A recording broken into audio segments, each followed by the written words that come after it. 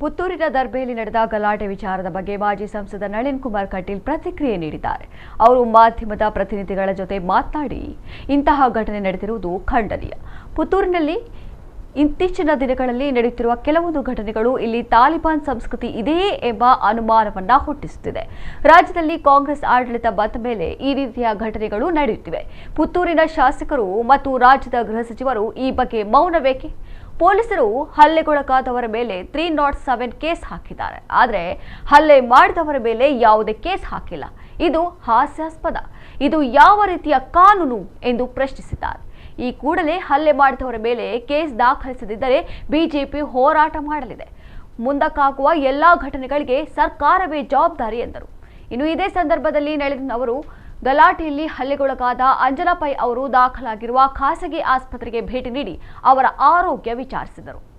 Police ಇಲಾಖೆ one side ಕೆಲಸವನ್ನು ಮಾಡ್ತಾ ಇದೆಯಾ ಅನ್ನುವಂಥ ಸಂಶಯಗಳು ಯಾರ ಒತ್ತಡ ಇದೆ. ಯಾಕಂದರೆ ಹಲ್ಲೆ ವಿಡಿಯೋವನ್ನು ನೋಡಿದೆ, ನಾನು ವಿಡಿಯೋ ಗಮನಿಸಿದೆ. ಗಮನಿಸಿದಾಗ 50-60 ಜನರ ತಂಡ ಬಂದು ಅಂಗಡಿ ಒಳಗೆ ನುಗ್ತದೆ. ಅಲ್ಲಿರ್ತಕ್ಕಂಥ ಮಾಲೀಕರ ಮೇಲೆ ಹಲ್ಲೆಯನ್ನು ಮಾಡ್ತದೆ. ಸಹಜವಾಗಿ ಅವ್ರ ಮೇಲೆ ಕೈ ಎತ್ತಿದಾಗ ಅಲ್ಲಿರ್ತಕ್ಕಂಥ ಅವ್ರ ಮಗ ಅದನ್ನು ವಿರೋಧ ಮಾಡ್ತಕ್ಕಂಥದ್ದು ಸರಿ ಇದೆ, ವಿರೋಧ ಮಾಡಿದ್ದಾನೆ. ಅವನ ಮೇಲೂ ಹಲ್ಲೆ ಆಗಿದೆ, ಮಹಿಳೆಯರ ಮೇಲೆ 2 ಮೇಲೆ ಹಲ್ಲೆ ಆಗಿದೆ. ಇವತ್ತು ಆಸ್ಪತ್ರೆಯಲ್ಲಿ ದಾಖಲಾಗಿದ್ದಾರೆ. ಅವ್ರಿಗೆ ಫ್ರ್ಯಾಕ್ಚರ್ಗಳಿದ್ದಾವೆ. ಇದು ವೈದ್ಯರುಗಳ ಹೇಳಿಕೆ ಫ್ರ್ಯಾಕ್ಚರ್ ಇದೆ ಅಂತ ಹೇಳ್ತಕ್ಕಂಥ, ಯಾರ್ದೋ ನಮ್ಮವರ ಹೇಳಿಕೆ ಅಲ್ಲ.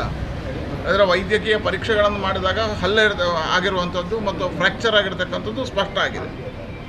ಆದರೆ ಇವತ್ತು ಕೇಸು ದಾಖಲು ಮಾಡಿದಾಗ ಆ ಮಾಬ್ ಕ್ರಿಯೇಟ್ ಮಾಡಿ ಹಲ್ಲೆ ಮಾಡಿದವ್ರ ಮೇಲೆ, ಆ ಮಾಬ್ ಕ್ರಿಯೇಟ್ ಮಾಡಿ ಅಂಗಡಿ ಒಳಗೆ ನುಗ್ಗಿದವ್ರ ಮೇಲೆ, ಆ ಮಾಬ್ ಕ್ರಿಯೇಟ್ ಮಾಡಿ ಹಲ್ಲೆ ಮಾಡಿದವ್ರ ಮೇಲೆ ಕೇಸುಗಳಿಲ್ಲ. ಯಾರು ಹಲ್ಲೆಗೊಳಗೆ ಆಗಿದ್ದಾರೆ,